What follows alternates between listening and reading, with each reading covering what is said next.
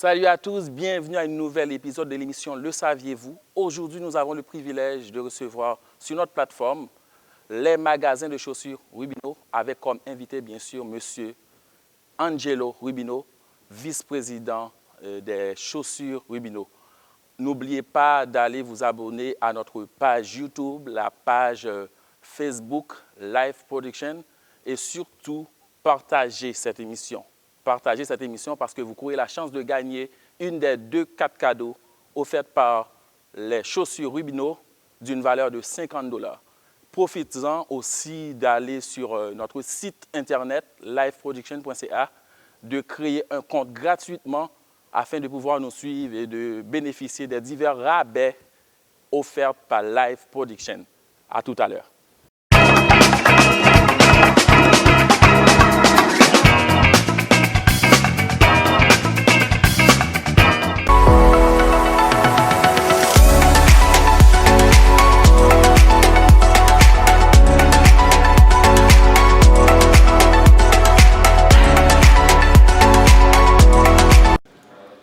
Bonjour à tous, bienvenue à notre nouvelle émission, une nouvelle série d'émissions Le Saviez-vous? Aujourd'hui, nous avons avec nous Monsieur Angelo Rubino de la compagnie de chaussures et de vêtements. Je sais pas, il va nous en parler. Monsieur Rubino, bonjour. Bonjour. En fait, Rubino, dis-nous en fait qui est Monsieur Angelo? Je m'appelle Angelo Rubino, je suis vice-président de Chaussures Rubino. Chaussures Rubino, c'est une grande entreprise dans la vente de chaussures pour toute la famille. On vend des chaussures de marque. On a 32 magasins Rubino. Donc souvent les gens ne savent pas, mais on a 32 magasins à travers le Québec, dans plusieurs régions, telles que Saint-Léonard, mais aussi à l'extérieur. On est à la ville de Québec, à Lévis, à Granby, Joliette, Drummondville. Donc on a 32 magasins grande surface et on a aussi un site web transactionnel qui a beaucoup de succès, qui est rubinoshoes.com. Donc, on vend à travers le Canada sous notre plateforme. C'est une plateforme Shopify, mais c'est un site qui a beaucoup de visites. On a à peu près 7 millions de visiteurs sur notre site web. Donc, il y a beaucoup de traction. C'est ça. Alors, moi, pour ma part, je suis avocat de formation. J'ai 34 ans. Ma première job, c'est être papa. Donc, je suis papa d'une petite fille qui va à une école ici dans l'est de Montréal. Et je vais avoir bientôt un deuxième garçon, un deuxième enfant qui va être un garçon. Donc, je pense que ça, c'est mon travail principal. Ma formation, c'est, comme je disais, avocat. Mais à la base, j'aime ça croire que je suis entrepreneur. OK, d'accord. Mais à 34 ans, Angelo, tu es avocat. Maintenant, tu es passé comme gestionnaire d'entreprise avec tout l'empire qui est caché derrière cette compagnie Rubino. Dis-nous comment ça a été facile pour toi de switcher comme ça? Alors d'abord, moi je suis chanceux parce que ici c'est une entreprise familiale. Fait que je travaille avec mon frère Gerardo, avec ma soeur Sabrina. Mon père, qui était un immigrant italien, c'est lui qui a fondé Chaussures Rubino il y a 35 ans, 36 ans. Et il est arrivé au Canada, il ne parlait même pas la langue. Puis quand il s'est marié avec ma mère, il a décidé de se lancer dans la chaussure. Puis sa seule idée, c'était les gens ont besoin de chaussures pour marcher. Alors tu sais, c'est comme un bien essentiel. Il s'est dit, je vais me lancer là-dedans sans avoir trop de connaissances. Donc c'était un entrepreneur. Littéralement, lui, là, c'était vraiment un entrepreneur. Puis moi, j'ai eu la chance de pouvoir étudier, aller à l'école. Lui, il me dit souvent qu'il est allé à l'école de la vie. Alors même moi, j'étais allé à la vraie école. Puis mon objectif, c'était de pratiquer le droit. Mais j'ai été impliqué dans Chaussures Rubino depuis que j'étais un enfant. J'ai travaillé dans les magasins quand j'étais jeune. Alors, ça me manquait vraiment cette passion-là du détail, de la vente au détail. J'aime vraiment le contact avec le public. Donc, je suis revenu en 2011 à temps plein. Mon frère, lui, a continué à temps plein. Puis ma soeur, quand elle a terminé ses études, est venue dans Rubino à temps plein. Donc, on s'occupe chacun de notre propre division dans la compagnie.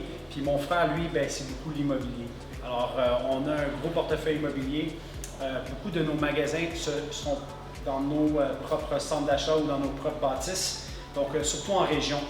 Souvent, les gens ne savent pas, mais nous, on a beaucoup de propriétés. Donc, ça, c'était une grosse partie du portfolio. Et c'est vraiment mon frère qui gère cet aspect-là. Moi, je suis vraiment plus au niveau des opérations de Chaussures Rubino. Et je gère beaucoup des ressources humaines. Puis j'aime ça être sur le plancher. Et ma soeur, elle, c'est au niveau du marketing, de la création de contenu. Donc, tout ce que vous voyez sur nos pages Facebook, Instagram, tout ça, c'est fait in-house. Donc, les vidéos, les shoots, on aime ça utiliser des gens locaux, on aime ça faire affaire avec des gens d'ici, des modèles d'ici, des photographes d'ici. Donc, on a une belle équipe. Donc, c'est vraiment pas, ça serait mentir vous dire que je fais ça au quotidien seul. Au-delà de ça, on est une grosse équipe. Puis on a réussi à diversifier au courant des années et d'investir dans d'autres, si on veut, ventures. La restauration a été un de ceux-là. Ça a été un vecteur de croissance pour nous parce qu'à la base, bien, on voulait des locataires dans nos bâtisses. Fait qu'on s'est dit, bien, on va acheter la franchise. Fait que c'est ça qu'on a fait à Saint-Léonard. On était propriétaire de la bâtisse sur des Grandes Prairies. Et on a acheté une franchise d'Alomo Coco parce qu'on voulait avoir un bon locataire. Puis heureusement, bien, ça a fonctionné. Ça a bien fonctionné pour nous. Ça a été très populaire, ça l'est encore. Puis nous, bien, on a décidé de vendre parce qu'on n'est pas des opérateurs de restaurants, mais on est quand même propriétaire encore aujourd'hui de la bâtisse. On a investi avec d'autres associés dans Mr. Puffs. On a des franchises de Mr. Puffs. Ah bon. On vient d'en ouvrir une tout récemment à Québec qui a un succès fulgurant. Donc, on fait différentes affaires. À la base, bien, c'est ça, je pense qu'on est des entrepreneurs, puis nous, ben, c'est de continuer à grandir. Je pense qu'à tous les jours, notre objectif, c'est la croissance. OK. Oui, en fait, Angelo, dis-nous, ton père a fondé cet empire qui est la compagnie Rubino. Maintenant, c'est la jeunesse qui a pris la relève. Dis-nous comment ça a été la transition. On est en 2020. Qu'est-ce que la jeunesse a apporté à cette compagnie? C'est une excellente question. Mon père a bâti une fondation solide pour nous. Puis grâce à lui, on a pu étudier. On a pu être plus instruits. Lui, souvent, il nous dit qu'il est allé à l'école de la vie. Puis nous, on a la chance d'avoir étudié. Donc, on est arrivé avec une vision un peu différente. Puis pour nous, à la base, bien, Rubino, c'était une entreprise qui était plutôt un mom and pop shop qu'on décrirait. Donc, où est-ce que votre mère magasinait. Donc, mon père était plus dans l'importation de chaussures. Il portait beaucoup de souliers d'Italie. Nous, notre vision, bien, c'était de changer le logo. On voulait un look plus moderne, plus épuré. On a modernisé nos magasins. Donc, on a changé complètement le layout, le décor, puis on est allé vers des chaussures de marque. Donc, on vend que des chaussures de marque. On ne fait pas d'importation. Donc, on vend du Michael Kors, on vend du Nike, on vend du Dr. Martens, on a du Converse. Donc, on a juste des chaussures de marque pour hommes, pour femmes, pour enfants. Le département pour enfants qui va extrêmement bien.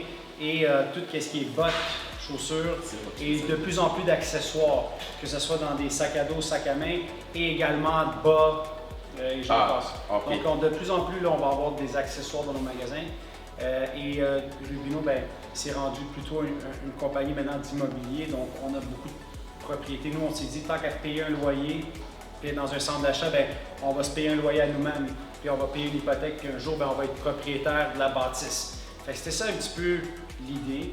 Puis de se diversifier, c'était à cause de l'immobilier aussi. Donc, nous, c'est ça que je pense que la nouvelle génération a apporté. Et mon père, lui, ben, il ne croyait pas que les gens, un jour, achèteraient des chaussures en ligne. Ouais. Il se disait, bon, ben, les gens qui viennent magasiner, ben, ils veulent toucher, ils veulent essayer. Puis nous, on lui disait, ben non, mais au contraire, les jeunes aujourd'hui, là, ils n'ont pas le temps. Ils veulent commander en ligne, ça ne fait pas retour. Puis effectivement, notre site web a beaucoup de succès. Puis ça, c'était la nouvelle génération. On a eu un site web transactionnel, ça fait plus qu'une dizaine d'années. Puis maintenant, c'est rendu notre magasin numéro 1. Donc notre centre ici, ben, c'est ici directement à Saint-Léonard où est-ce qu'on est, que toutes les commandes en ligne sont expédiées. Puis je vais pouvoir, on va sûrement vous montrer ça au montage. Je vais vous montrer un petit peu notre département d'expédition. Et ben, on est passé on faisait 1000, 2000 colis par année. Maintenant, on fait 15 000, 20 000 colis par mois. Wow. Alors, il y a eu une croissance exponentielle et ça continue. Donc, je pense que d'amener un petit peu des nouvelles technologies, on a changé notre système de point de vente, donc le POS, le système de ERP. Donc, c'était des gros investissements. Investir dans des logiciels qui sont supposés, ben, la technologie, être des facilitateurs et avoir un meilleur contrôle sur soit tes inventaires, et peu importe tes dépenses. Alors, c'est ça qu'on a amené, je pense. OK. Mais en fait, Rubino, 32 magasins, est-ce que vous gérez une équipe? Vous êtes environ combien d'employés Rubino gère au sein du Québec? On est au-dessus de 400 employés. 400 ouais. employés. Wow, c'est quand même une grosse affaire. En fait, je voulais savoir, c'est quoi la pression que Angelo a sur ses épaules, un jeune homme de 34 ans qui gère cette bâtisse-là. C'est une pression énorme parce que vous savez, les gens souvent, là, prenez un artiste, vous savez, qui fait un one-hit wonder. Exact. Ben, la pression, c'est quand le deuxième CD va sortir, là. Ouais. Là, tout le monde va me regarder. Qu'est-ce que je vais faire? What's next? Alors nous, on a connu des succès. Maintenant, c'est live up to the expectation. Mon père, il dit, bon, mais j'ai réussi à faire X sans avoir aucune instruction, sans avoir été à l'école. Maintenant, les attentes pour la nouvelle génération sont beaucoup plus élevées. Mon père, à toute fin pratique, il n'avait rien à perdre. Vous savez, il est arrivé ici comme immigrant avec 100 $ dans ses poches. Nous, ben, il y a beaucoup à perdre. Il y a beaucoup de familles qui vivent grâce à cette compagnie-là qui est Rubino aujourd'hui. Alors, à travers nos différentes filiales, ben, il y a beaucoup de monde, on a beaucoup de fournisseurs qui vivent grâce à nous, des gens qui travaillent pour nous. Alors, oui, il y a une pression, c'est sûr, puis quand tu vis des moments comme ça d'instabilité avec la COVID, ben, ça rajoute une certaine pression. C'est ça. Mais je peux vous dire que nous, on va toucher du bois. On était, avant COVID, ça allait déjà très bien, puis on n'avait pas de dette. Alors, quand la COVID elle arrive, ben, ça fait mal, mais on est capable de passer à travers. Donc, nous, on a retrouvé le chemin de la rentabilité assez rapidement. Certains de nos compétiteurs ou d'autres dans le domaine du détail, ben, il y a eu plusieurs fermetures. Je suis sûr que vous avez vu dans les médias plusieurs chaînes canadiennes, québécoises qui ferment. Ben, c'est parce que déjà, ça n'allait pas super bien. Puis là, c'est comme le dernier clou dans le cercueil. Donc, pour nous, c'était d'être efficace. Nous, mon père, qu'est-ce qui nous a inculqué jeune, c'est d'en faire beaucoup, justement pour couper dans les dépenses, de savoir tout faire, d'être des low-cost operators, si je peux me permettre l'expression anglaise. Donc, c'est déjà, on n'était pas dans les centres commerciaux où est-ce que les loyers coûtaient cher. On n'a pas des grosses dépenses des gens vice-présidents de je ne sais pas quelle division. Nous, beaucoup de choses, on porte plusieurs chapeaux, donc on est capable de venir et couper dans des dépenses et être beaucoup plus rentable avec moins d'argent. C'est ça qu'on essaie de faire et qu'on a continué à faire. Puis c'est sûr que ça, c'est mon père qui nous a comme donné c'est très hands-on. Donc mon père, là, il était très impliqué, là, que ce soit de façon manuelle ou peu importe, il était très impliqué. Puis nous, c'est ça qu'il nous a appris. Même moi, étant très jeune, là, je travaillais dans les magasins, j'étais sur le plancher, je faisais des ventes. J'ai appris ça là, en étant extrêmement jeune. Fait que c'est ça que j'essaie de redonner aussi, d'être très impliqué à tous les niveaux des opérations. Ben, autre chose que j'aimerais savoir, nos auditeurs aimeraient savoir, c'est que selon ce que j'ai pu comprendre, ce que vous venez de dire là, c'est que Rubino n'a pas de problème de vision. Parce que vous ne plafonnez pas là. Malgré le Covid-19, vous montez. Est-ce que vous êtes aussi impliqué dans la communauté? Absolument. Puis ça, c'est quelque chose pour nous qui est extrêmement important et vital. Il faut être impliqué dans la communauté. Il y a tellement des gros besoins, puis les besoins sont grandissants. Alors, que ce soit avec Montréal-Nord ou avec des organismes communautaires, nous, on essaie de redonner. Je pense qu'on a été chanceux, parce que dans la vie, il y a une question de chance aussi et de timing, être à la bonne place au bon moment. Donc, il y a eu un petit peu de ça. Mais je pense que quand tu redonnes, ben, tu t'aides aussi toi-même.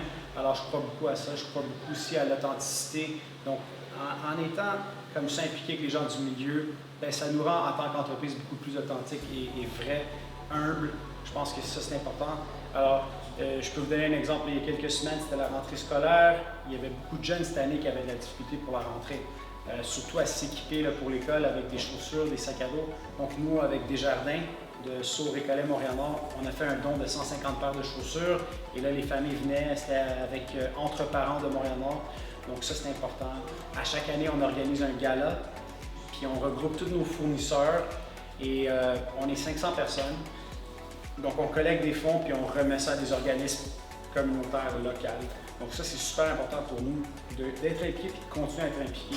OK. Autre chose, c'est que la famille Rubino, c'est une famille italienne. Ou est-ce que la famille a grandi dans le coin Saint-Léonard, Montréal-Nord? Ouais. Donc, vous connaissez un peu notre communauté qui est la communauté haïtienne. Est-ce que tu parles un peu? Est-ce que vous parlez créole? Comment vous y est? Sac à fête? Bon bagaille? Ah, bon bagaille! Donc, oui. J'ai été élevé dans ce milieu-là. Je suis vraiment fier de le dire. Mon père, quand il a commencé, c'était sur Charleroi, à Montréal-Nord. On a habité là, ensuite on a déménagé. Ma mère, présentement, on est encore sur le boulevard Gouin à Montréal-Nord. Ma fille va à l'école à Marie-Clara, qui est dans le coin de Montréal-Nord, en Antique. Donc, pour nous, c'est important. Puis notre bureau chef ici, c'est à Saint-Léonard, mais on est vraiment limite borderline Montréal-Nord. Donc, c'est important d'être conscient de pied dans le milieu. Puis, il y a beaucoup de similarités avec la communauté italienne et haïtienne. Moi, je le vois beaucoup. Puis, on a une très grande clientèle haïtienne. Vraiment, là, on a beaucoup de clients haïtiens. Puis, ça fait des années qu'on les descend. Plusieurs générations même de clients. Tu sais, ça fait 35 ans, 36 ans qu'on est en affaires. Okay. Et donc, moi, personnellement, avec l'émission Le Saviez-vous, je pousse les gens, je pousse les jeunes surtout, à se lancer en entrepreneuriat. Est-ce qu'il y a un conseil que Angelo aimerait partager avec les jeunes qui ont peur de prendre des risques, qui ont peur de se lancer? Parce qu'il y a des jeunes qui préfèrent, par exemple, se lever de 8 heures, aller prendre un 8 heures chez Monsieur Levesque, Monsieur X. Comment sortir de cette zone de confort, de créer quelque chose comme vous l'avez fait? Vous avez sorti du droit pour rentrer comme entrepreneur. Est-ce que c'est quoi? Il y a effectivement, c'est ce que vous avez dit, il y a beaucoup de monde qui aime cette zone de confort, c'est de sortir de sa zone de confort. Ça peut commencer comme un sideline. Souvent on dit, tu as un job, ce job-là te permet de vivre, puis là tu as la chance aujourd'hui, il y a plein de technologies, tu as les réseaux sociaux, tu peux commencer à te faire connaître, pars une page.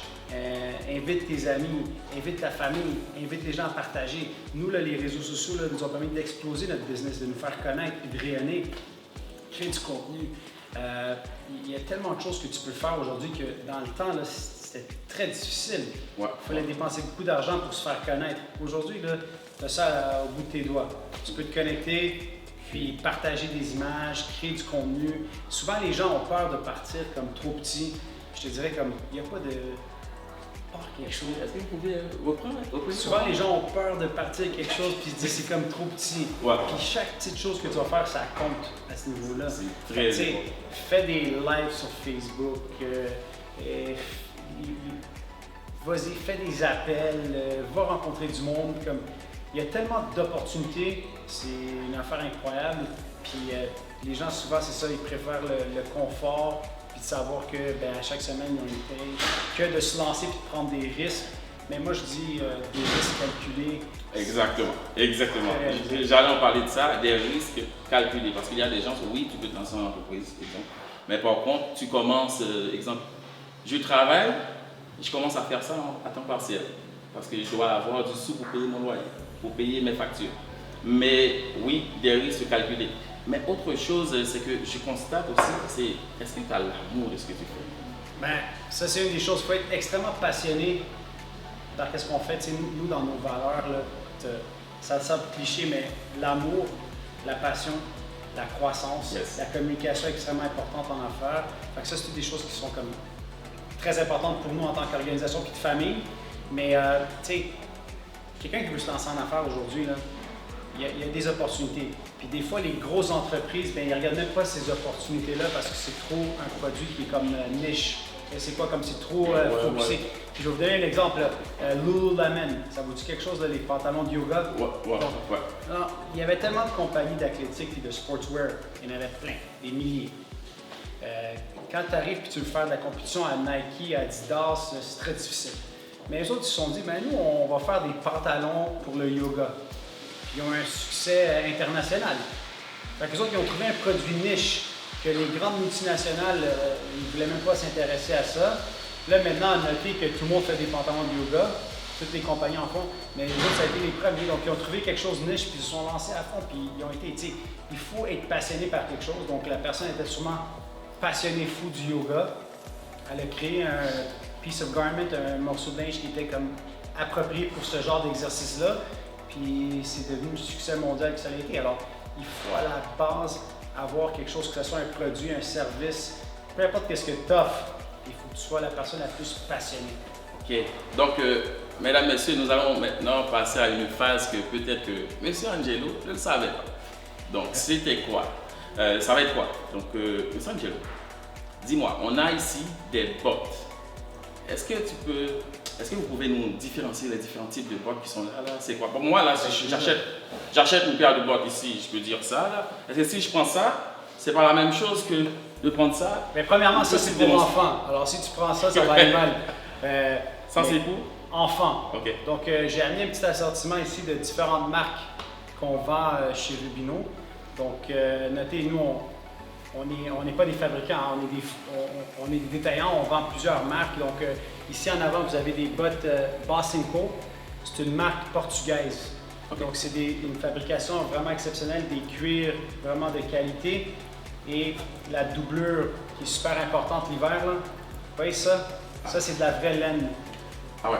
Donc ça garde au chaud et ça retient aussi, donc ça permet de respirer, ça retient la chaleur. Pajor, qui est une marque aussi canadienne. Donc ça c'est une petite botte qui est plus sport si on veut, pour femmes. Sinon il y a des compagnies comme Dr. Martin, qui est une compagnie anglaise, puis ils font également des produits hivernaux qui sont la même chose, vous voyez, doublés pour l'hiver, ou même avec des semelles plus compensées. Et ça aussi c'est pour femmes. Là. Pour hommes, j'ai amené Timberland. Donc c'est une botte qui est toujours populaire, waterproof, 100% imperméable et qui est également doublée pour l'hiver. Donc ça c'est un des coups de cœur. Puis ensuite, pour enfants, on a tellement de marques de bottes pour enfants. On a une sélection incroyable, que ce soit Acton, Sorel, Kamiq, et on en a des dizaines et des dizaines. Ça ici, c'est Uggs. Donc c'est une compagnie australienne. Puis ça, c'est une botte en shearling. Donc ça, c'est du vrai peau de mouton. Très chaude. Et c'est un modèle qui se fait aussi dans l'homme, dans la femme. Là, j'ai amené celle-là pour enfants. Donc 100% imperméable. On sait avec nos hivers qu'on a ici, ça prend des bonnes bottes. C'est comme des pneus d'hiver. Exactement. Alors, ça prend des bonnes bottes d'hiver.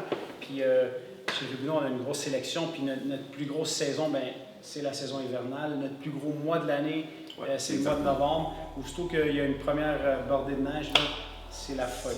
Alors, c'est un petit peu ça. On a tellement d'autres produits en magasin, que ce soit athlétique ou même des souliers plus classiques, des souliers plus casual pour le travail. Donc, on a vraiment une sélection assez variée. Puis, vous pouvez le voir sur notre site rubinochoose.com. C'était un peu risqué de vous poser la question, mais j'ai posé la question parce qu'il y a beaucoup d'entrepreneurs qui sont en affaires, qui ne connaissent pas leur affaire. Ils ne connaissent pas le produit. Normalement, tu peux prendre. La compagnie peut avoir, comment on appelle ça, des représentants commerciaux. Mais moi, on appelle mon représentant, c'est comme si c'était votre avocat. Là. Donc, j'ai constaté et nous avons pu constater que Angelo connaît ses produits et c'est bien. Moi, je vis puis je respire de la compagnie, right? Donc, j'ai été lancé là-dedans à 7-8 ans. Là, je travaillais dans le magasin. 7-8 ans. Puis je pense que ça, c'est une autre bonne affaire que mon père a faite en étant jeune. Il nous a mis là-dedans, il nous a impliqués. Puis tu sais, moi, je me rappelle, mon père, il me disait, ça va être toi le futur président, là. Fait. Puis là, je disais, OK. J'arrivais au magasin, là, il me disait, il faut que tu passes la mop, il faut que tu fasses le balai, il faut que tu sers les clients. Aujourd'hui, là, je vais regarder tes ventes, tes résultats de vente.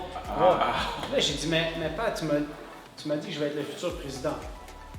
Et là, il faut que je fasse la mop, il faut que je fasse le balai, il faut que je sers tous les clients, mais on n'a pas des employés. Là, il m'a dit, mais c'est ça que tu n'as pas compris. Si tu veux être futur président, là, il faut que tu commences à la base, puis il faut que tu saches tout faire. C'est vrai. Alors, si tu veux être un leader, il faut que tu saches qu'est-ce que tu fais, il faut que tu sois capable de tout faire. Il ne faut pas que tu arrives dans une position où tu as des gens qui font tout pour toi et toi, tu penses que tu peux gérer une entreprise de la maison avec sur le sofa, ça ne fonctionne pas. Il faut être là. C'est sûr que ma famille, ils sont extrêmement impliqués dans toutes les étapes. Donc, c'est ça qui fait aussi partie de notre succès. Puis on a des gens qui sont avec Rubino, ça fait des années. Donc c'est sûr que sans eux, ça n'aurait pas été possible. On a des gens qui sont là depuis 15 ans, 20 ans, 25 ans. Il y a des gens qui sont là depuis le début. Ils sont encore impliqués dans Rubino, ils travaillent encore avec ma famille. Donc énormément de respect pour ces gens-là. Pour nous, il ne faut jamais arriver dans une situation où on dépend de personne. Donc j'ai un nouveau système, je ne sais pas comment ça fonctionne. Je dépends de personne, donc il faut savoir nous comment tout faire au sein de notre entreprise, puis être impliqué, puis d'avoir un contrôle sur tout, sans être là à toutes les étapes, mais d'avoir un contrôle puis un œil sur tout ce qui se passe dans l'entreprise. Alors, je pense que ça, c'est une erreur que les gens font des fois. Je pense que tu vas aller en affaires, je vais engager du monde, puis ça va rouler tout seul. Malheureusement, ça c'est une utopie. Ça ne fonctionne pas. C'est ça. Parce qu'il y a une chose aussi qu'on constate, c'est que pour superviser les gens, il faut connaître ce que font les gens. Ouais. On ne peut pas superviser quelqu'un qui, exemple, qui passe à mort. Comment tu sais que c'est pas bien? Tu l'as jamais fait. Exactement. Alors, comment tu peux voir? On a changé notre système de POS et le point de vente, notre système de caisse, puis c'est rendu très sophistiqué. On a passé des semaines à apprendre le système parce que justement, si je vais dans un magasin, il faut que je sois capable de faire des vérifications, il faut que je sois capable de voir. Exactement. Alors, effectivement, il y a beaucoup de choses. C'est un domaine là, qui change tout le temps, qui est en constante évolution. Le monde continue à changer. Il faut toujours se garder up-to-date. Tu sais, votre iPhone là, fait un update à chaque... Nous, il faut faire un update. Alors nous, ce qu'on croit, c'est quand tu penses que tu sais tout, là, c'est là que tu commences à baisser. Il faut toujours que tu sois en peu... Quand tu penses que tu sais tout, c'est là que tu commences à tomber. Okay. Alors nous, on est toujours sur nos gardes. On essaie toujours d'apprendre à tous les jours. Moi, tous les jours, j'apprends quelque chose de nouveau. Alors, j'arrive pas à un point où est-ce que je sais tout et j'ai pas besoin de personne. Non, puis les technologies continuent d'évoluer. Il y a tellement de nouvelles choses à tous les jours. Donc, c'est de se garder actualisé. On fait des formations. Les formations aussi pour... c'est intéressant. C'est intéressant parce que normalement, nous autres, quand nous voyons les magasins Rubino, on se dit que, OK, les boss s'assoient et puis regardent sur leur... C'est quoi le chiffre d'affaires? Pas. Mais là, moi, je suis à côté de toi, c'est comme si je parlais avec un représentant. C'est comme si je parlais avec quelqu'un du service à la clientèle. Tu as une connaissance à peu près de tout ce qui se passe au sein de la compagnie. Et j'encourage les futurs entrepreneurs, les gens qui commencent à monter leur petit business, à avoir cette capacité-là de commencer dans les petites choses. Et n'ayez jamais en tête que j'arrive à un point mort que là, je sais tout. Ouais. Et donc c'est ça. C'est très important. C'est aussi de bâtir un réseau. Parce qu'à la fin de la journée, aujourd'hui, c'est pas qui que tu connais, mais qui te connaît.